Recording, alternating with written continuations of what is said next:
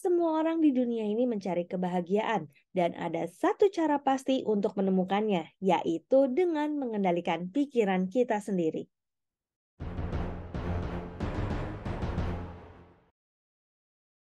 Bagaimana mencari kawan dan mempengaruhi orang lain? How to win friends and influence people, oleh Dale Carnegie. Bagian kedua, 6 cara untuk membuat orang lain menyukai Anda.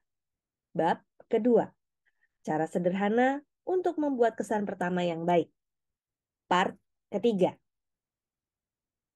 Anda tidak ingin tersenyum? Mengapa? Ada dua hal yang harus dilakukan.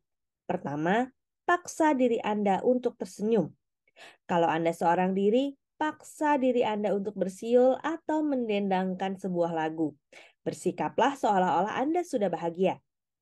Berikut ini cara yang dipaparkan oleh psikolog dan filsuf William James. Tindakan tampaknya mengikuti perasaan, padahal sebenarnya tindakan dan perasaan berjalan bersama.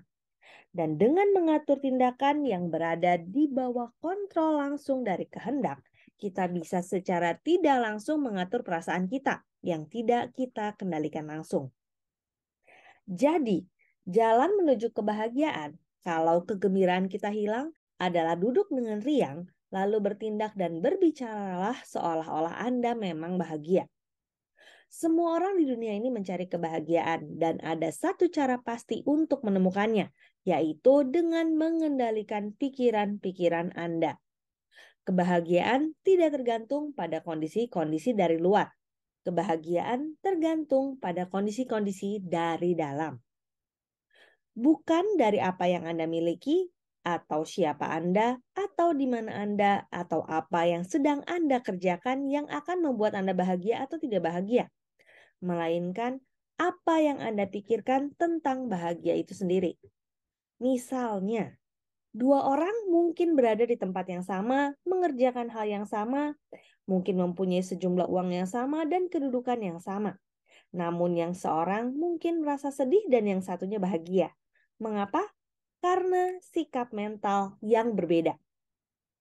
Saya sudah melihat cukup banyak wajah-wajah bahagia di antara para petani yang miskin, bekerja giat dengan peralatan mereka yang primitif dalam panas yang terik.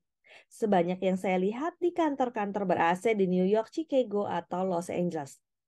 Tidak ada sesuatu pun yang baik atau buruk, ujar Shakespeare. Hanya pikiranlah yang membedakannya.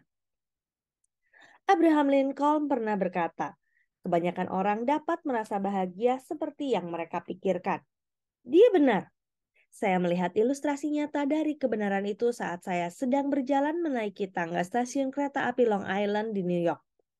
Tepat di depan saya, 30 atau 40 anak-anak cacat dengan tongkat dan tongkat penopang di ketiak berusaha menaiki tangga itu.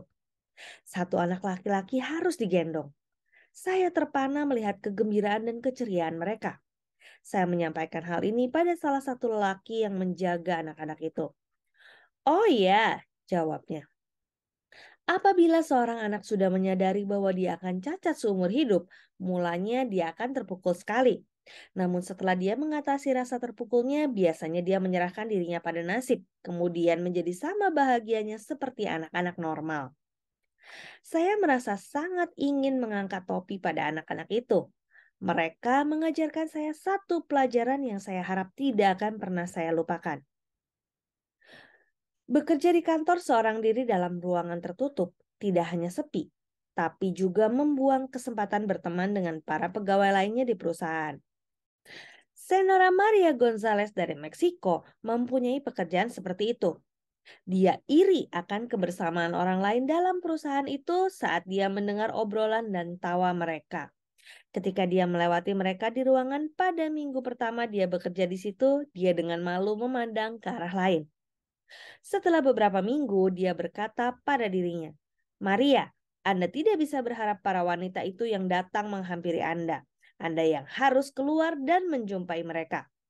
Saat berikutnya, dia berjalan menuju alat pendingin air. Dia tersenyum manis dan menyapa, Hai, apa kabar hari ini? Kepada setiap orang yang dijumpainya. Pengaruhnya segera muncul.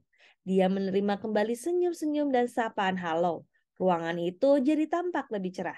pekerjaan menjadi lebih ringan. Perkenalan itu berkembang dan beberapa di antaranya menjadi persahabatan.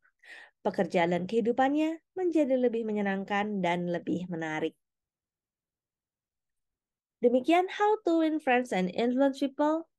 Bagian kedua, bab kedua, part yang ketiga. Saya Roswita Anggraini, sampai jumpa di part selanjutnya. Terima kasih.